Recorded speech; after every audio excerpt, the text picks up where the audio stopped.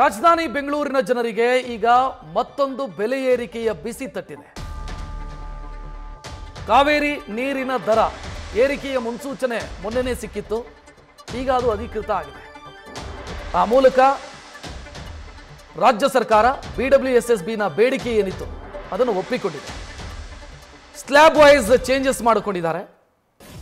ಜಲಮಂಡಳಿ ಪ್ರಸ್ತಾವನೆ ಏನು ಇಟ್ಟಿತ್ತು ಆ ಪ್ರಸ್ತಾವನೆಯನ್ನು ರಾಜ್ಯ ಸರ್ಕಾರ ಒಪ್ಪಿರೋದ್ರಿಂದ ಮೇ 1ನೇ ತಾರೀಕಿನಿಂದ ಪರಿಷ್ಕೃತ ದರ ಜಾರಿಯಾಗೋದಕ್ಕಿದೆ. ಅಲ್ಲಿ ಡೊಮೆಸ್ಟಿಕ್ ಯೂಸ್ ಅಂದರೆ ದಿನ ಬಳಕೆ ಮನೆಗಳಲ್ಲಿ ಏನು ಬಳಸ್ತಾರೆ ಆ ನೀರಿಗೆ ಮತ್ತು ಕಮರ್ಷಿಯಲ್ ಯೂಸು ಈ ರೀತಿ ಚೇಂಜಸ್ಗಳನ್ನು ಮಾಡಿಕೊಂಡಿದ್ದಾರೆ. ಸ್ಲ್ಯಾಬ್ ಬೈ ಸ್ಲ್ಯಾಬ್ ಚೇಂಜಸ್ಗಳನ್ನು ಮಾಡಿದ್ದಾರೆ. ಪೈಸೆ ಲೆಕ್ಕಾಚಾರದಲ್ಲಿ ಲೀಟರ್ಗೆ ಪೈಸೆ ಲೆಕ್ಕಾಚಾರದಲ್ಲಿ ಹೆಚ್ಚು ಮಾಡಿಕೊಳ್ಳಲಾಗಿದೆ.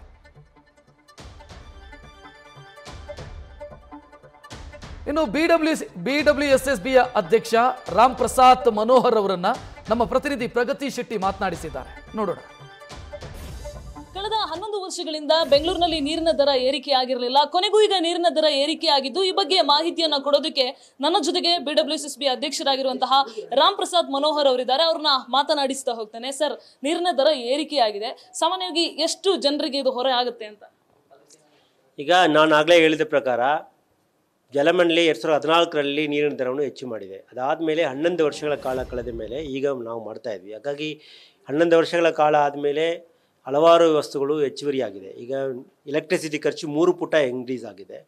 ಆಮೇಲೆ ಸ್ಟೀಲ್ ಪ್ರೈಸು 3 ಪುಟ ಇಂಕ್ರೀಸ್ ಆಗಿದೆ. ಅದನ್ನು ಅಷ್ಟೊಂದು ಇಂಕ್ರೀಸ್ ಮಾಡೋಕ್ಕಾಗಲ್ಲ. ಹಾಗಾಗಿ ನನ್ನ ಪ್ರಕಾರ ಈಗ ನಾವೇನು ಮಾಡಿದ್ದೇವೆ, ಜನರಿಗೆ ಜಾಸ್ತಿ ಹೊರೆಯಾಗದೆ ಎಲ್ಲ ಜನರಿಗೆ ಮನಸ್ಸಲ್ಲಿ ಇಟ್ಕೊಂಡು ನಾವು ಮಾಡಿದ್ದೇವೆ. ಮತ್ತು ಕಡಿಮೆ ನೀರನ್ನು ಬಳಕೆ ಮಾಡೋರಿಗೆ ಜಾಸ್ತಿ ಹೊರೆಯಾಗದೆ, ಯಾರು ಹೆಚ್ಚುವರಿಯಾಗಿ ಲಕ್ಸುರಿಯಸ್ ಆಗಿ ಕನ್ಸ್ಯೂಮ್ ಮಾಡಿದ್ರೆ ಅವರಿಗೆ ಹೊರೆಯಾಗೋ ಥರ ಮಾಡಿದ್ದೇವೆ ನಾವು.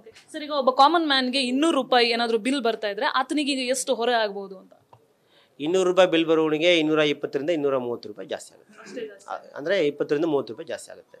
ಸರ್, ಇದು ಯಾವಾಗಿಂದ ಅನ್ವಯ ಆಗುತ್ತೆ ಈ ದರ ಏರಿಕೆ? ದರ ಏರಿಕೆ ನಾನು ಆಗಲೇ ಹೇಳಿದ ಪ್ರಕಾರ ನಮ್ಮದು ಬಿಲ್ ಸೈಕಲ್ ಈಗ ಏಪ್ರಿಲ್ 10ಕ್ಕೆ ಮುಗೀತಾ ಬಂದೆ. ಏಪ್ರಿಲ್ 1ರಿಂದ ನಮ್ಮವ್ರು ಬಿಲ್ ಮಾಡೋಕ್ಕೆ ಶುರು ಮಾಡ್ತಾರೆ. ಈಗ ನೆಕ್ಸ್ಟು ಬಿಲ್ ಮಾಡೋಕ್ಕೆ ಹೋದಾಗ ಇದು ಅನ್ವಯ ಆಗುತ್ತೆ. ಅಂದರೆ ಈಗ ನಮ್ಮ ಪ್ರಕಾರ ಏಪ್ರಿಲ್ 1ರಲ್ಲಿ ಬಿಲ್ ಮಾಡಿದವರಿಗೆ ಮೇ 1ರಲ್ಲಿ ಬಿಲ್ ಬರ್ತೈತೆ. ಏಪ್ರಿಲಲ್ಲಿ ಕನ್ಸ್ಯೂಮ್ ಮಾಡಿರೋ ನೀರಾ ಅಥವಾ ಇದು ನಾವು ಹಂಗೆ ಲೆಕ್ಕ ಮಾಡೋಕ್ಕಾಗಲ್ಲ. ಯಾವಾಗ ಹೋಗ್ತಾರೆ ಆವಾಗ ಎಷ್ಟು ಹಳೆಯ ಬಿಲ್ ಎಲ್ಲಿ ನಿಂತಿದೆ ಅಲ್ಲಿಂದ ಇಲ್ಲಿವರೆಗೆ ಎಷ್ಟಾಗಿದೆ ಅದಕ್ಕೆ ಅನ್ವಯ ಆಗುತ್ತೆ. ನಮ್ಮ ನೆಕ್ಸ್ಟ್ ಬಿಲ್ಲಿಗೆ ಅನ್ವಯ ಆಗುತ್ತೆ. ಸರ್, ಅಪಾರ್ಟ್ಮೆಂಟ್ಗಳಲ್ಲಿ ಈ ಸಲ ಸ್ಲ್ಯಾಬ್ಸ್ ಮಾಡಿದ್ದೀರಾ, ಇದು ಮುಂಚೆ ಇತ್ತಾ ಅಥವಾ ಈ ಸಲನೇ ಮಾಡ್ತಾ ಇರೋದಾ ಹೇಗೆ? ಇಲ್ಲ, ಅಪಾರ್ಟ್ಮೆಂಟು ಅವ್ರ ಜೊತೆಗೆ ನಾವು ಚರ್ಚೆ ಮಾಡಿದ್ದೇವೆ. ಕೆಲವೊಂದವರು ಸಣ್ಣ ಅಪಾರ್ಟ್ಮೆಂಟ್ ಮಾಡ್ಕೊಂಡು 10 ಮನೆಗಳಿರೋದು, 20 ಮನೆಗಳಿರೋದು, 40 ಮನೆಗಳ ಅಪಾರ್ಟ್ಮೆಂಟ್ಗಳಿದ್ದಾರೆ. ಹಾಗಾಗಿ ಅವರಿಗೆ ಹೆಚ್ಚು ಮಾಡಬಾರ್ದು ಅಂತ ಹೇಳ್ಬಿಟ್ಟು ದೊಡ್ಡ ಮಟ್ಟದಲ್ಲಿ ಯಾರು ಮಾಡಿದ್ದಾರೆ ಮತ್ತು ಲಕ್ಸುರಿಯಸ್ ಅಪಾರ್ಟ್ಮೆಂಟ್ ಇದ್ದಾರೆ ಅದನ್ನು ಕ್ಯಾಟಗರೈಸ್ ಮಾಡಿದೆ. ಅದು ಹೆಂಗೆ ಕ್ಯಾಟಗರೈಸ್ ಮಾಡಬೇಕಂತ ಹೇಳಿದ್ರೆ ಅವ್ರ ಕನ್ಸಂಪ್ಷನ್ ಪ್ಯಾಟರ್ನ್ ಮೇಲೆ ಮಾಡಿದ್ದೇವೆ. ಅಂದರೆ ಒಂದು 0 to 2 lakhs ಒಂದು ಕ್ಯಾಟಗರಿ ಮಾಡಿದ್ದೇವೆ, 2 lakhs to 5 lakhs ಒಂದು ಕ್ಯಾಟಗರಿ, 5 lakhs to 10 lakhs ಒಂದು ಕ್ಯಾಟಗರಿ ಮಾಡಿದ್ದೇವೆ. 10 lakhs and above is very extraordinary category. ಅಂದರೆ ತುಂಬ ಕನ್ಸ್ಯೂಮ್ ಮಾಡೋರು. ಅವರು ಇದು ಕುಡಿಯೋ ನೀರು ತಾನೆ, ಕುಡಿಯೋ ನೀರನ್ನು ಯಾವ ಥರ ಬಳಕೆ ಮಾಡಬೇಕು ಅದಕ್ಕೆ ತಕ್ಕಂತೆ ಈಗ ಅಪ್ ಟು 0 to 2 lakhsನವರಿಗೆ ಒಂದು 0.30 ಅಂದರೆ 1/4 ಪೈಸಾಕ್ಕೆ ಅಷ್ಟು ಒಂದು ಇಂಕ್ರೀಸ್ ಆಗುತ್ತೆ ಪರ್ ಲೀಟ್ರಿಗೆ. 5 ಲಕ್ಷ ಇರುವವರಿಗೆ 5 ಲಕ್ಷ ಲೀಟ್ರ್ವರೆಗೆ 0.50 to 60 ಪೈಸಾ ಇಂಕ್ರೀಸ್ ಆಗುತ್ತೆ.